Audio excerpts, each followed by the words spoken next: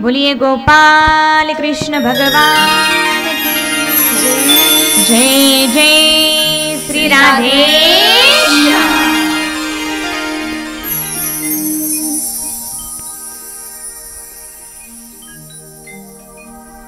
आज हम भगवान श्री कृष्ण गोकुल में जो जो लीलाएं करते हैं वो लीलाओं के बारे में देखने वाले हैं। परीक्षित राजा शुकदेव जी भगवान से कहते हैं, भगवान आपने हमें कृष्ण जन्म तो बता दिया, लेकिन भगवान श्री कृष्ण ने जो जो लीलाएं की है वो लीलाएं आप हमें बताइए, क्योंकि भगवान श्री कृष्ण की बाल लीला का चरित्र जीव को पावन पवित्र बना देता है, जीव को पावन पवित्र बना देता है, ऋषि मुनियों के मन को लुभाता है और ज्ञानियों को भी चस्का लगाता है। ऐसा वो चरित्र आप हमें सुनाइए। भगवान श्री कृष्ण का चरित्र सबसे श्रेष्ठ है। वैसे तो मंदिर श्रेष्ठ माना गया है, क्योंकि मंदिर में भगवान होते हैं, लेकिन मंदिर से भी ज्यादा गंगा श्रेष्ठ है। लेकिन ये गंगा से भी ज्यादा कथा गंगा श्रेष्ठ है, क्योंकि ये गंगा भी कथा श्रवण करने के लिए आती है। जब जब हरि की कथा होती है तो गंगा मैया दौड़ी दौड़ी कथा सुनने के लिए आती है। हरि की कथा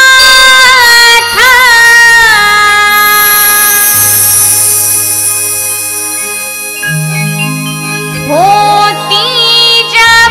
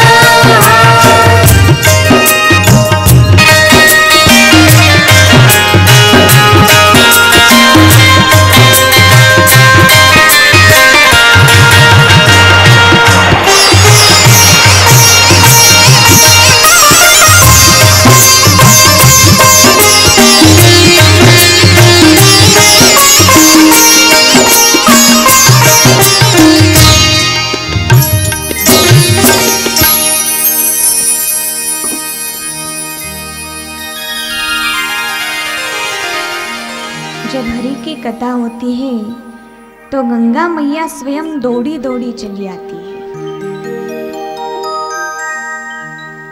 अब हम देखेंगे मंदिर कैसे श्रेष्ठ है, मंदिर से भी ज्यादा गंगा कैसे श्रेष्ठ है, और गंगा से भी ज्यादा कथा गंगा कैसे श्रेष्ठ है। मंदिर में नहा धोकर स्नान करके पवित्र होकर जाना पड़ता है। लेकिन गंगा में नहा धोकर पवित्र होकर जाने की जरूरत नहीं है। गंगा में कौन से भी अपवित्र स्थिति में जाओ तो गंगा हमें पावन पवित्र बना देती है।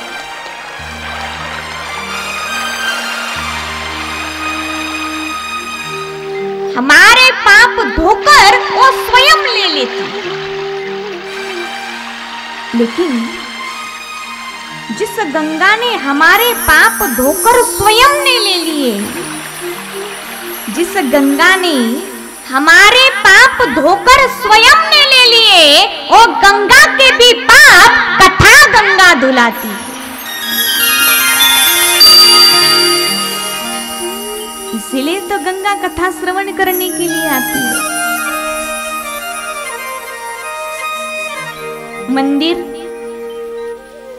मंदिर में जाने वालों को ही पवित्र बना देता है। लेकिन गंगा तो पूरे भारतवर्ष को पावन बनाती है।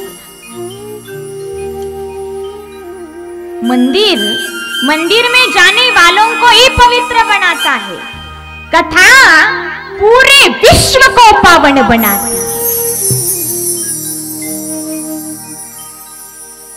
हम जहां बैठे हैं वहां मंदिर नहीं आ सकता। आ सकता है क्या? सीमा ताई आ सकता है? नहीं आ सकता। लेकिन गंगा हिमालय से समुद्र तक आई।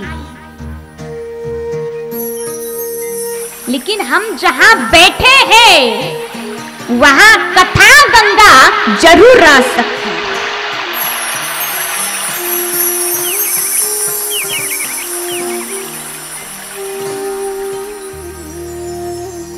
मंदिर में जब हम दर्शन करने के लिए जाते हैं तो भगवान की मूर्ति को पैर लग गया तो हमें दोष लगता है। लेकिन गंगा में जब हम दर्शन करने के लिए जाते हैं तो हमें पैर से ही उतरना पड़ता है। गंगा में पैर लग गया तो हमें दोष नहीं है, उल्टा गंगा हमें निर्दोष बना देती है। कथा गंगा में पैर की बात छोड़ो, कथा गंगा में पैर की बात छोड़ो, हमारे सारे पापों सहित कूद पड़ो तो भी यहाँ पाप नहीं है। यहाँ तो पुण्य ही पुण्य है। मंदिर में जाने के बाद बड़े महाराज जी को शॉर्टकट से प्रवेश मिलता है। वीआईपी ट्रीटमेंट मिलता है कि नहीं? शॉर्टकट से प्रवेश मिलता है।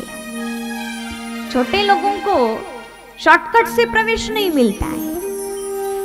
लेकिन गंगा में छोटा हो या बड़ा, गंगा में छोटा हो या बड़ा, दोनों को भी समान रूप से प्रवेश मिलता है। वहां कोई भेदभाव नहीं है। लेकिन कथा गंगा तो छोटों को भी बड़ा बना देती है, वो किसी को छोटा रहने ही नहीं देती।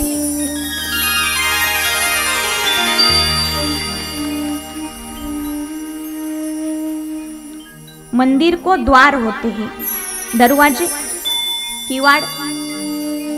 वो किवाड़ कभी कभी बंद भी हो जाते हैं। मंदिर 24 घंटे खुला नहीं रहता है। रहता है क्या? विंचुर के मामा रहता है क्या? नहीं रहता है, कभी कभी बंद भी हो जाता है। लेकिन गंगा तो 24 घंटे खुले रहती है, क्योंकि गंगा को कोई द्वार नहीं है।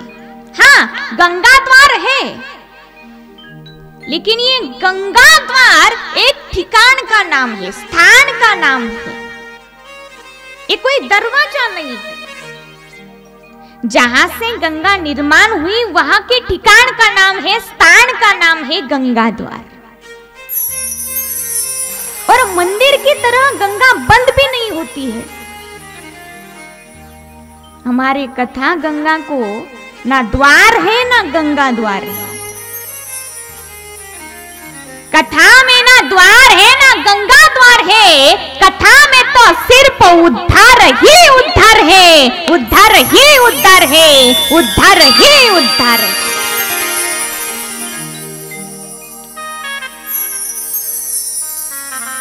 नया बनाया हुआ मंदिर एक दिन पुराना बन जाता है, एक दिन गिर भी जाता है।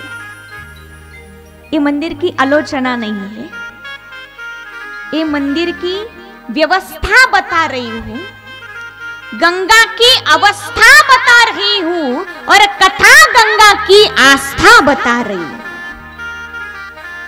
कई मंदिर वाले बुरा न मान जाए,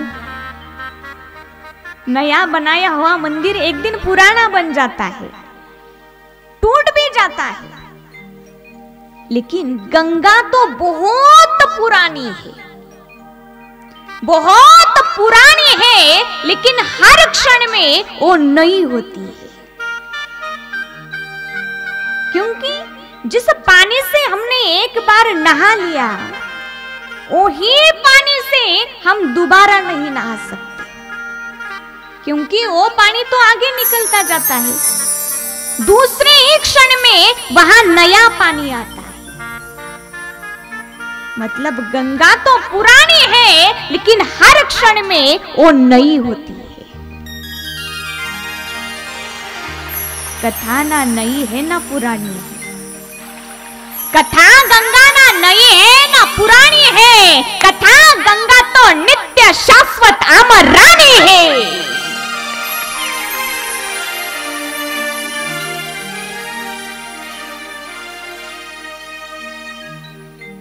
बस अब आखिरी पॉइंट बताती हूँ।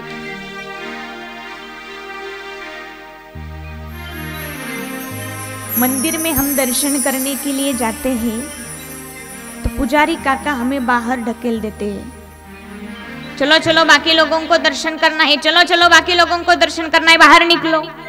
हकाल देते हैं कि नहीं? कुटे काका हकाल देते हैं कि नहीं?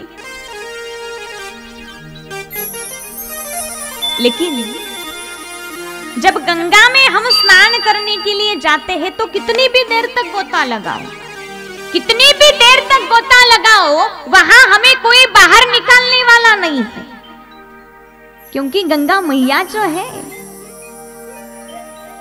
लेकिन गंगा में ज्यादा देर तक गोता लगाते रहने से, ज्यादा देर तक डुबकी लगाते रहने से नाक में से, मुंह में से, कान में से पानी अंदर जाके मरने की संभावना होती है, मरने का डर होता है। लेकिन कथा गंगा में एक बार डुबकी लगाओ, कितनी भी देर तक गोता लगाओ, वो कथा गंगा हमारे कान में से, नाक में से, मुंह में से, कहीं से भी अंदर घुसने दो, कथा हम में घुसने दो, या फिर हम जिंदगी भर कथा में घुसे रहे तो भी यहाँ मरना नहीं, यहाँ तो सिर्फ तरना ही तरना है।